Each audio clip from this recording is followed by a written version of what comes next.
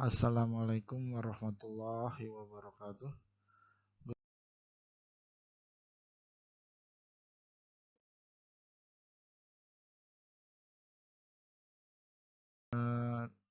Explain about the use of causative verbs and some subjunctive.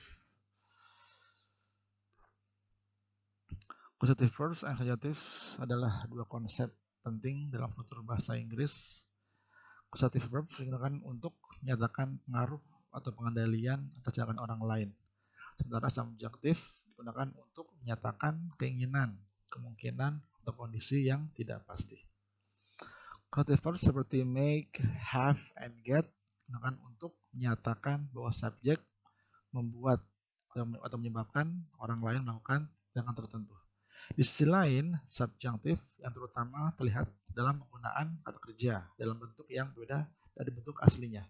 Digunakan untuk menyatakan keinginan, kemungkinan, atau kondisi yang tidak nyata atau tidak pasti. Kedua konsep ini memiliki peran penting dalam menyampaikan informasi dengan jelas dan mengungkapkan situasi yang mungkin atau tidak terjadi dalam bahasa Inggris.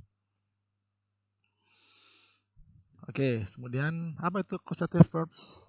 Causative adalah suatu kalimat yang digunakan untuk ketika subjek tidak melakukan sesuatu sendiri, melainkan meminta orang lain untuk melakukannya. Dan kata lain, causative itu kata kerja yang membuat subjek melakukan sesuatu. Kemudian causative sendiri itu dapat digunakan sebagai adjektif maupun noun. Dalam adjektif, causative merupakan benda atau orang yang dapat mengakibatkan sebuah dampak dari tindakan seseorang atau benda lain.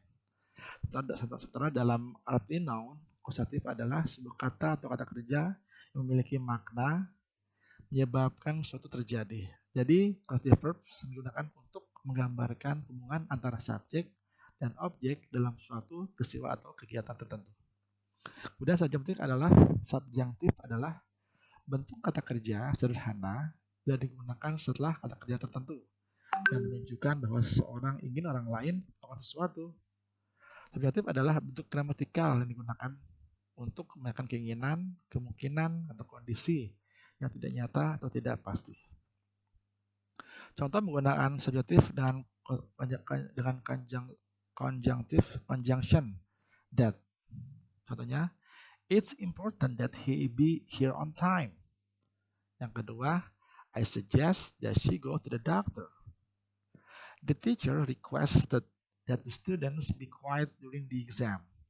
Dalam contoh di atas dan contoh tadi, subjunctive digunakan sebagai setelah contoh that untuk menyatakan suatu keinginan, permintaan, atau kondisi yang mungkin terjadi secara pasti. Kemudian perbedaan dan persamaan dari causative dan subjunctive adalah sebagai berikut. Dalam bahasa sehari, causative adalah perannya ya. Causative digunakan untuk mempengaruhi atau meminta orang lain untuk melakukan sesuatu. Contohnya, she made him clean the house, atau he had his assistant prepare the report.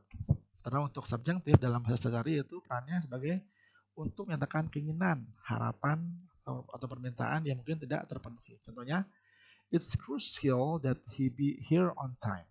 Atau I suggest that she find a new job.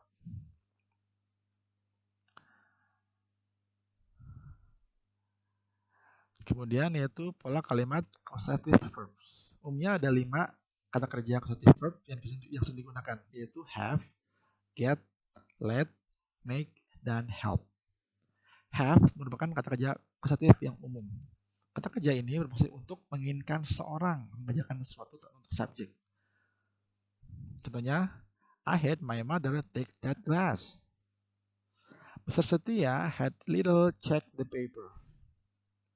I had my jacket cleaned yesterday. I had my computer fixed. Yang kedua yaitu kata kerja get. Itu mirip dengan kata have, namun dengan struktur kalimat yang berbeda. Contohnya, he got his father to buy a ball dalam active voice. Dan I get my jacket clean dalam passive voice. Yang ketiga itu kata kerja let. Ini berfungsi untuk membiarkan seseorang melakukan sesuatu. Contohnya, will you let me go now? She lets me drive her car. My father lets me choose the gift. I let the food burn. Jelas ya. Dan yang keempat yaitu make. Kata kerja ini berfungsi untuk memaksa atau sangat meyakinkan seseorang untuk melakukan sesuatu. Contohnya apa? The manager makes her staff work hard. My teacher made me apologize for what I had said. Did she make you wear that ugly hat? Oke, jelas ya. Yang kelima yaitu help. Itu kata kerja ini berfungsi untuk menolong seseorang untuk melakukan sesuatu. Contohnya apa? He helped me carry the boxes. He helped me to carry the boxes. Reading before bed helps me relax. Reading before bed helps me to relax. Dan yang kedua itu pola kalimat subjunctive. Menggunakan kata that adalah sebagai berikut, yaitu subject plus verb atau to be plus that dan plus object. Contohnya, the doctor suggested that Ronnie should stop to sleep late. Yang kedua, the teacher recommended that Helena should study more. Yang ketiga, I propose that the school facility to be repaired. Yang keempat yaitu, it is important that the cat should be fed with fish. Jadi antara causative verb dan subjunctive adalah merupakan dua konsep penting yang digunakan dalam menyampaikan pesan dengan jelas dan efektif. Causative verb digunakan untuk menyatakan pengaruh atau pengendalian atas dengan orang lain, sementara subjunctive digunakan untuk menyatakan keinginan, kemungkinan, atau kondisi yang tidak pasti.